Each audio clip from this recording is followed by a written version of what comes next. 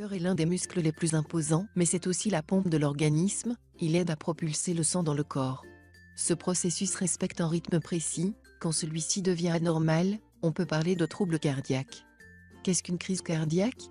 En faisant du pompage, la paroi du cœur appelée le myocarde, gère la circulation sanguine. Pour réaliser cette opération, le myocarde a besoin d'oxygène, c'est à ce moment-là qu'interviennent les artères. Leur rôle principal est d'approvisionner en oxygène le myocarde. Seulement quand une artère est obstruée ou ne couvre plus ses fonctions correctement, elle prive les cellules du cœur d'oxygène, ce qui entraîne leur mort et par conséquent des problèmes de contraction du cœur, qui impliquent une arythmie ou une insuffisance cardiaque voire un infarctus, ce qu'on appelle communément une crise cardiaque. Quelles sont les causes d'une crise cardiaque? La crise cardiaque peut être déclenchée par de nombreux facteurs, ces derniers sont à leur tour divisés en deux catégories. La première est celle qu'on ne peut pas corriger et qui est indépendante de la volonté de tout individu comme le facteur de l'hérédité, du sexe ou de l'âge.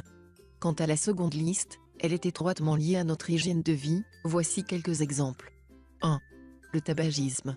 On l'aura compris, les fumeurs sont plus vulnérables aux crises cardiaques.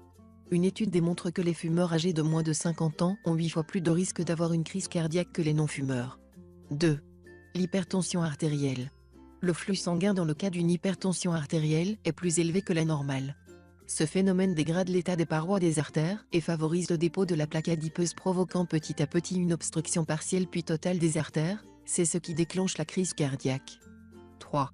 La sédentarité.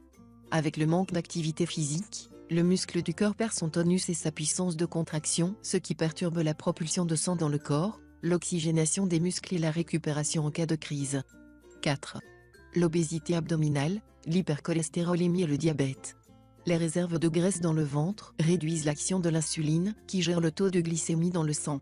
L'effet boule de neige favorise le diabète et augmente le taux du cholestérol dans le sang, ce qui obstrue les artères et provoque une crise. 5. Les troubles psychosociaux. Le stress et la dépression peuvent avoir un effet néfaste sur la santé du cœur. D'après des recherches scientifiques, les personnes affectées par le stress ont 2 fois plus de risques d'avoir une crise cardiaque, celle-ci peut être mortelle dans certains cas. Le changement d'hygiène de vie est essentiel pour prévenir une crise cardiaque, le volet alimentaire est aussi tout à fait vital. Voici les 5 aliments et produits à éviter.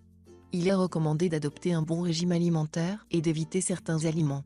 Les 5 aliments suivants sont à réduire ou éviter si vous tenez à préserver la santé de votre cœur. 1. La charcuterie. Les saucisses, le bacon, le jambon et toutes les viandes qu'on appelle transformées augmentent nettement, 28%, le risque de crise cardiaque. Pour les grands consommateurs de viande, il est préférable de choisir les viandes fraîches que celles qui sont transformées, riches en produits conservateurs et en sel. 2. Graines de céréales raffinées. L'enveloppe des graines est la principale source de fibres. Il est donc plus judicieux de consommer les graines de céréales complètes. D'ailleurs, plusieurs études ont montré qu'une consommation régulière de graines complètes réduit le diabète et naturellement les risques de crise cardiaque. Cependant, des céréales dépourvues de cette peau augmentent la tension artérielle et le taux de cholestérol. 3. Boissons riches en sucre. La vigilance est de mise lorsqu'il s'agit des boissons, comme les sodas et les jus industriels. Il faut limiter ce genre de boissons bien que sur l'emballage on spécifie clairement qu'il y a peu ou pas de sucre. L'apport en calories est trop important malgré le fait que la boisson n'offre pas de substances nutritives. Ceci favorise la prise de poids et à long terme, le risque de crise. 4. Les acides gras trans.